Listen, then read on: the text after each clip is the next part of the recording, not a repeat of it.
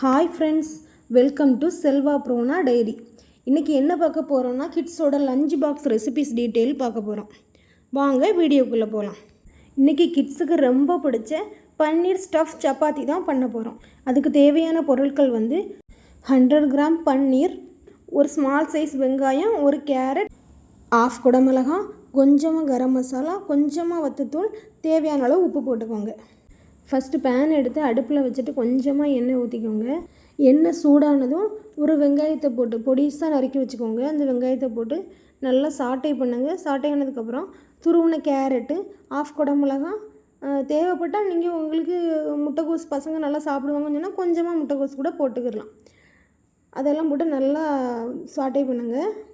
அப்புறம் எடுத்து வச்சுருக்க மசாலாஸ்லாம் உள்ளே போடுங்க. ஒரு 2 மினிட்ஸ் சாட்டை பண்ணால் போதும். நெக்ஸ்ட்டு உதுத்து வச்சுருக்க பன்னீரையும் போட்டு வதக்கிட்டு லிட்டை க்ளோஸ் பண்ணி ஒரு 2 நிமிஷம் மூடி வச்சுருங்க. 2 நிமிஷம் கழித்து ஓப்பன் பண்ணால் பன்னீர் ஸ்டஃபிங் ரெடி. சப்பாத்திக்கு மாவு ரெடி பண்ணி வச்சாச்சு. நெக்ஸ்ட்டு சப்பாத்தி போட ஆரம்பிச்சிடலாம். சப்பாத்தி நல்லா லேயர் பை லேயராக வரணுன்னா இப்படி ஃபோல்டு பண்ணி உருட்டுங்க. நல்லா லேயர் பை லேயராக சாஃப்டாக வரும். இப்போ இருக்கிற மாவெல்லாம் உருட்டிட்டு தவாவில் நெய் விட்டு போட்டு எடுத்துடலாம். மோஸ்ட்லி கிட்ஸுக்கு ஆயில் யூஸ் பண்ணுறத விட கீ அதிகமாக யூஸ் பண்ணி ரெசிபிஸ் செய்ங்க. இப்போ ரெடி பண்ண சப்பாத்தியில் பன்னீர் ஸ்டஃபிங்கை வச்சு நல்லா டைட்டாக ரோல் பண்ணி கட் பண்ணி எடுத்துக்கோங்க. பன்னீர் ஸ்டஃபிங்கை ப்ளெயின் சப்பாத்திலையும் இப்படி ரோல் பண்ணலாம். அப்படி இல்லைனா டொமேட்டோ கெச்சப் போட்டும் ரோல் பண்ணலாம். மயோனீஸ் இருந்துச்சுன்னா மயோனீஸையும் போட்டுக்கோங்க. நல்லா டைட்டாக ரோல் பண்ணி அவங்களுக்கு பிடிச்ச மாதிரி கட் பண்ணி கொடுங்க. அவங்களுக்கு பிடிச்ச ஷேப்பில் இருந்தால் அவங்களும் விரும்பி சாப்பிடுவாங்க. கொஞ்சம் பன்னீர் ஸ்டஃபிங் மீதி ஆகிட்டு அதை என்ன பண்ணேன்னா வீட் மோமோஸ் பண்ணியாச்சு. வீட் மோமோஸ் எப்படி பண்ணுறதுன்னா, சப்பாத்தி மாவுலேயே ஒரு உருண்டை எடுத்து ஃபுல்லாக விரித்து விட்ருங்க. சப்பாத்தியை விட ரொம்ப மெல்லிஸாக விரிக்கணும். இந்த லேயர் ரொம்ப லேஸாக தான் இருக்கணும். அதை ஃபுல்லாக லேஸாக விரிச்சிட்டு நல்லா ரவுண்டாக கட் பண்ணி எடுத்துக்கோங்க. கட் பண்ணிவிட்டு அந்த மீதி உள்ள ஸ்டஃபிங்கை, இந்த பன்னீர் ஸ்டஃபிங்கை ஒவ்வொரு இதுலேயும் வச்சுட்டு மோமோஸ் மடிக்கிற மாதிரி ஸ்மாலாக மடிச்சுக்கோங்க. அது ஃப்ரிட்ஜில் ஸ்டோர் பண்ணி வைக்கலாம். ஃப்ரீசரில் ஸ்டோர் பண்ணி வைக்கணும். ஈவினிங் பசங்க ஸ்கூல் விட்டு வந்தோடனே ஒரு ஸ்நாக்ஸாக பொரித்து கொடுத்துடலாம். அப்படி இல்லைனா மார்னிங் ஸ்கூலுக்கு கிளம்பும்போது கூட ஸ்நாக்ஸுக்கு கொடுத்துடலாம். ரொம்ப ஹெல்த்தியாக பட்ஜெட் ஃப்ரெண்ட்லியாக வீட்லேயே நம்ம மோமோஸ் செஞ்சிடலாம். அதுவும் வீட் ஃப்ளவரில்.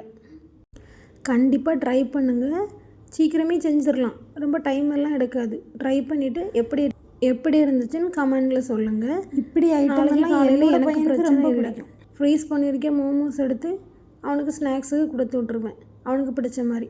இப்போ எல்லாமே இப்படி பண்ணிவிட்டு ஒரு ஏர்டைட் பாக்ஸில் வச்சு ஃப்ரீசரில் ஸ்டோர் பண்ணுங்கள். 1 வீக் வரை யூஸ் பண்ணலாம். ஃப்ரீசரில் வச்சு பிரச்சனை இல்லை. நான் நாளைக்கு யூஸ் பண்ணிடுவேன்.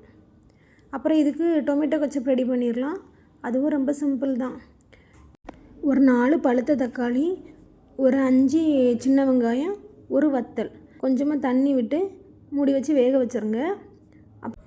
உங்களுக்கு வேணும்னா நீங்கள் ஒரு பல் பூண்டு கூட போட்டுக்கிடலாம், நல்லா தான் இருக்கும். அதை மூடி வேக விட்டுருங்க. கொஞ்சம் நேரம் வேகட்டும். Side by side chicken 65 marinate பண்ணதையும் ஃப்ரை பண்ணி லஞ்ச் பாக்ஸுக்கு வச்சாச்சு.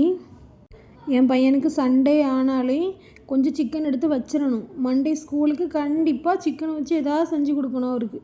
அப்படி தான் அவன் சாட்டிஸ்ஃபேக்ஷனாக ஸ்கூலுக்கு ஜாலியாக போவான்.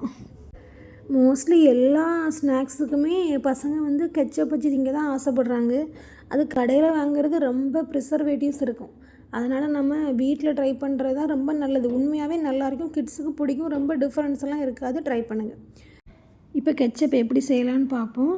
வேக வச்சு ஆற வச்ச தக்காளி, வெங்காயம், வத்தல் இது எல்லாத்தையும் எடுத்து தக்காளியில் உள்ள தோலெல்லாம் ரிமூவ் பண்ணிவிட்டு எல்லாம் மிக்ஸி ஜாரில் மாற்றி அரைச்சிக்கோங்க.